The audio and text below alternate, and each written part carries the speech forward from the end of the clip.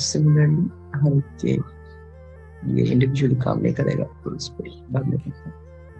फिलहाल हम दोनों को कर देता है स्ट्रोक पेंट सी।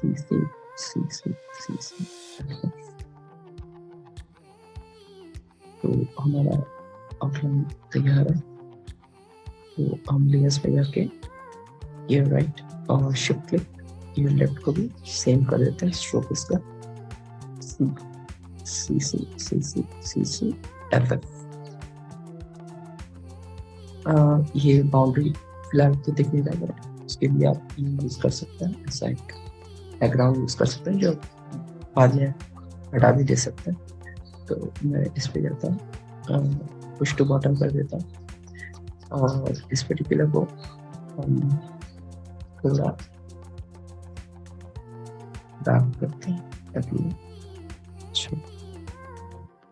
बस याद रखना कि ये मैं एक्सपोर्ट नहीं करने वाला, तो ये बस ऐसे ही है।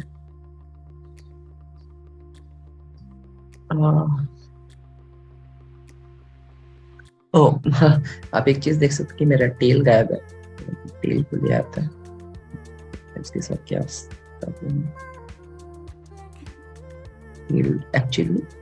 टेल एक्चुअली दूसरे लेयर में है।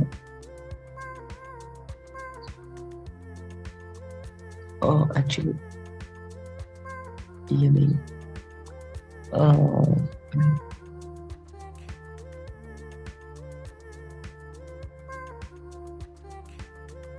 ओके ये टेल है मेरा, तो मैं इसको टेल कर देते हैं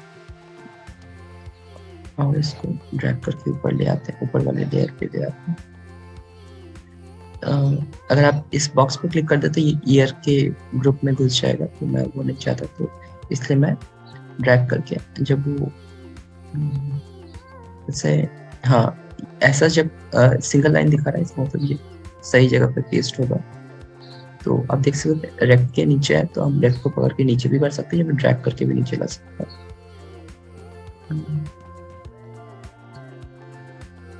ओके ये एक्चुअली लेयर पे आया नहीं है, तो मुझे फर्क नहीं पड़ता कि ये नहीं फर्क नहीं पड़ता तो मैं बॉडी के नीचे रखना चाहूंगा तो मैं यहाँ डाल देता हूँ उसको। आप इंडिविजुअल भी इसको अप और डाउन यूज कर करके एडजस्ट कर सकते हैं, वो ज्यादा टाइम लेता तो मैं यूज नहीं कर रहा हूँ उसको। तो फिलहाल मुझे ये काफी अच्छा लग रहा है। तो अब बैकग्राउंड पे आ जाते हैं।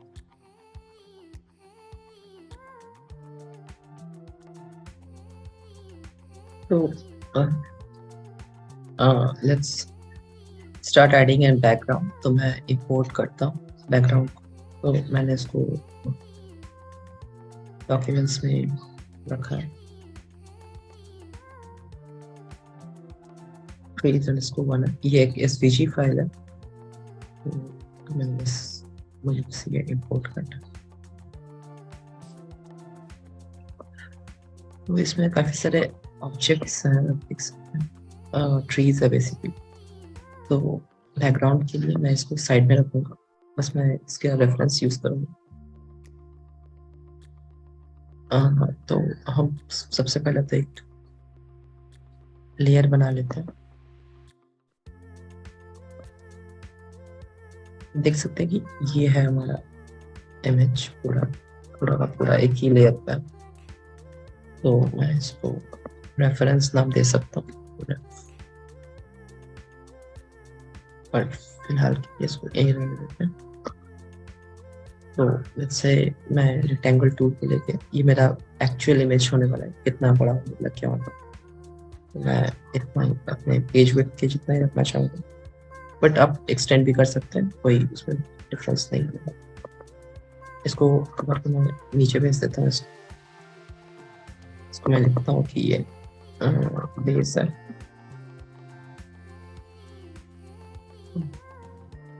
तो आप देख ही सकते हैं कि हमारा ऑब्जेक्ट काफी बड़ा है, तो हम इसको थोड़ा छोटा करना चाहिए। तो मैं एक काम करूँगा, मैं इंस्टेड ऑफ सबको इंडिविजुअली सिलेक्ट करना, मैं यहाँ से सिलेक्ट करना चाहूँगा।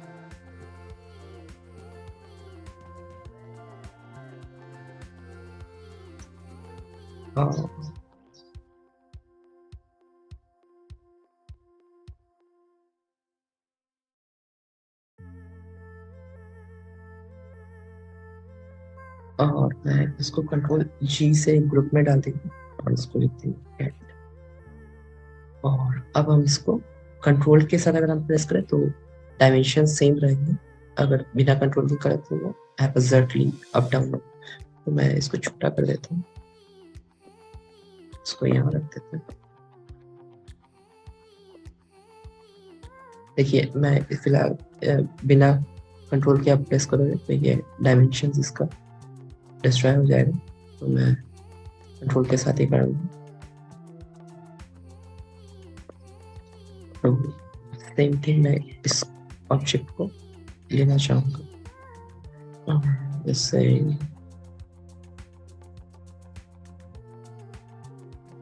मुझे इंडिविजुअल ऑब्जेक्ट्स देखने में कौन सा, तो मैं इस मोड पे प्रेफर करता हूँ क्योंकि वो एजेस दिखाता है।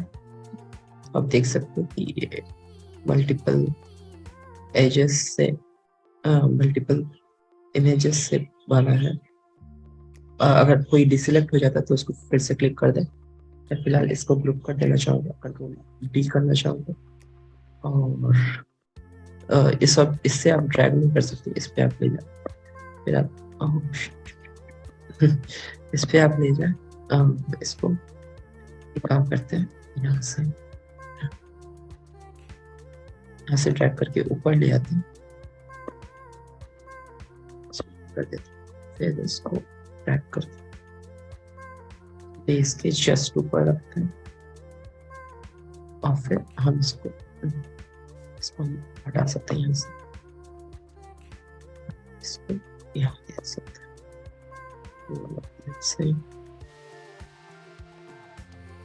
अब आप पे कंप्लीटली डिपेंड करता है कि आप कैट के साइज को कैसा बनाना चाहते हैं। तो मैं ऐसा कर देता हूँ, देखिए similar things I have to do with the rest of them. फिर से इस मोड पे आ जाते हैं, एडिट मोड, और ये काफी टाइम लगा है, बट देर करना है हमारे साथ।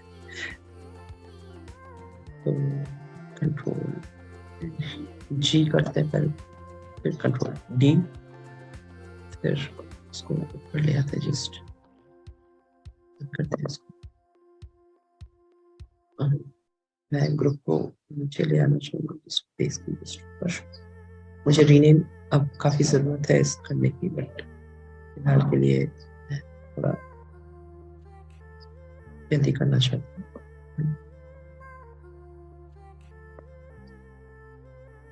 एक हम एक सिंपल काम कर सकते हैं, इसको पकड़ के नीचे ला सकते हैं, प्रॉब्लम कंप्लीट करेंगे।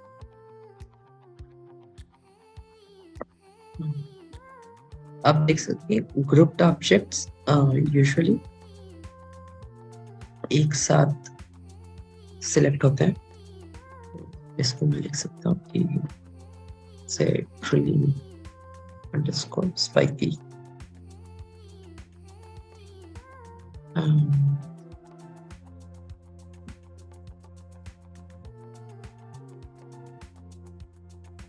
मैं इसको छोटा ही रखना चाहूँगा। मुझे ट्री लाइन तो वैसे पसंद है बनाना, तो मैं एक ट्री लाइन बना देती हूँ। थोड़ा ड्रैग एंड ड्रॉप करके इसको ठीक कर सकते हैं, बट मैं रेशियो मेंटेन करना चाहूँगा। जैसे फिर से डुप्लीकेट करते हैं इसको,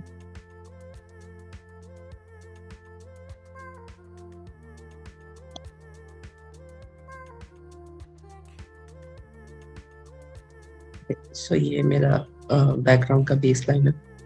और फिर मैं इस पे एक चीज देख सकते हैं कि ये सारे ऊपर आ गए, तो मैं एक काम करूंगा, कैट को पकड़ ले आते हैं,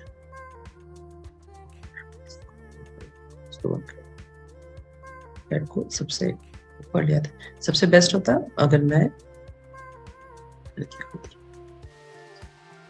कंट्रोल